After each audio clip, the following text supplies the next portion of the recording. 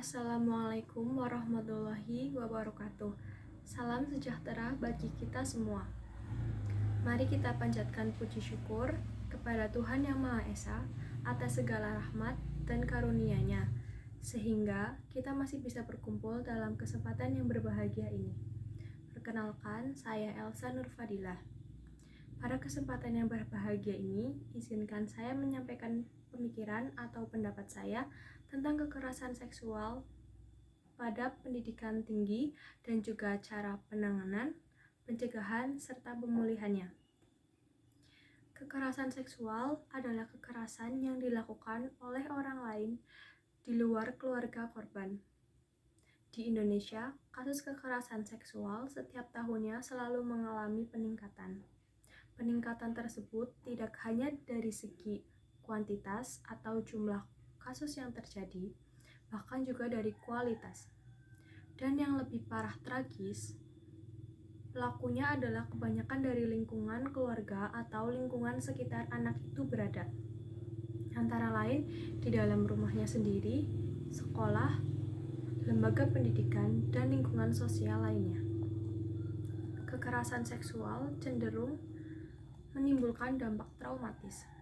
Namun, kasus kekerasan seksual yang terjadi kebanyakan tidak terungkap karena adanya penyangkalan terhadap peristiwa kekerasan seksual tersebut. Korban akan sulit untuk mempercayai orang lain sehingga merahasiakan peristiwa kekerasan seksualnya. Selain itu, korban akan merasa takut melaporkan karena mereka merasa terancam akan mengalami konsekuensi yang lebih buruk bila melapor. Korban akan merasa malu untuk menceritakan peristiwa kekerasan seksualnya. Dampak pelecehan seksual yang terjadi ditandai dengan adanya powerlessness,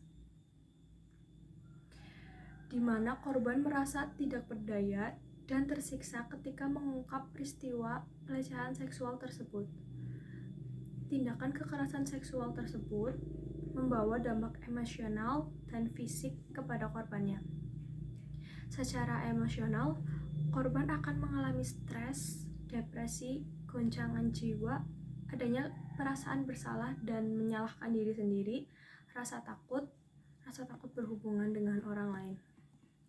Trauma akibat kekerasan seksual akan sulit dihilangkan jika tidak secepatnya ditangani oleh ahlinya. Selain itu, kebanyakan korban yang mengalami kekerasan seksual membutuhkan waktu 1 hingga 3 tahun untuk terbuka kepada orang lain. Upaya perlindungan terhadap korban harus diberikan secara utuh, menyeluruh, dan komprehensif, tidak memihak terhadap suatu golongan atau kelompok. Upaya yang dilakukan tersebut dilakukan dengan mempertimbangkan kepentingan terbaik bagi korban dengan mengingat haknya untuk hidup dan berkembang. Dengan demikian, di dalam penanganan kekerasan seksual terhadap korban perlu adanya sinergi antara keluarga, masyarakat, dan negara. Selain itu, dalam penanganan kasus kekerasan seksual terhadap korban seharusnya bersifat holistik dan terintegrasi. Semua sisi memerlukan pembenahan dan penanganan, baik dari sisi medis, sisi individu, aspek hukum, maupun hubungan sosial. Apabila kekerasan seksual terhadap tidak segera ditangani secara serius, dapat menimbulkan dampak sosial yang luas di masyarakat. Penyembuhan trauma psikis akibat kekerasan seksual haruslah mendapat perhatian besar dari semua pihak yang terlibat. Berbagai faktor penyebab terjadinya kasus kekerasan seksual dan dampak yang dirasakan oleh korban, baik secara fisik, psikologis, dan sosial. Trauma kekerasan seksual yang dialami oleh korban akan mereka rasakan seumur hidup. Luka fisik mungkin saja bisa sembuh, tapi luka yang tersimpan dalam pikiran belum tentu hilang dengan mudah.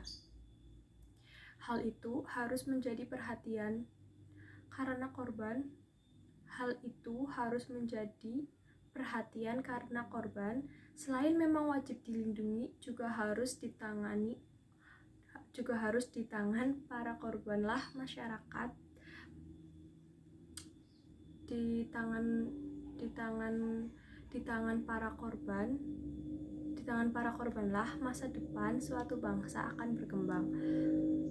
Kekerasan seksual dapat terjadi di mana saja dan kapan saja, serta dapat dilakukan oleh siapa saja, baik itu anggota keluarga, pihak sekolah, maupun orang lain. Oleh karena itu, korban perlu dibekali dengan pengetahuan seksualitas yang benar agar korban dapat terhindar dari kekerasan seksual. Melihat dampak yang diakibatkan oleh kekerasan seksual, perlu adanya pendekatan berbasis sistem dalam penanganan kekerasan seksual. Demikian pidato yang dapat saya sampaikan. Apabila terdapat salah kata yang menyinggung, saya mohon maaf yang sebesar-besarnya. Semoga apa yang telah saya sampaikan dapat bermanfaat bagi kita semua. Sekian, wassalamualaikum warahmatullahi wabarakatuh.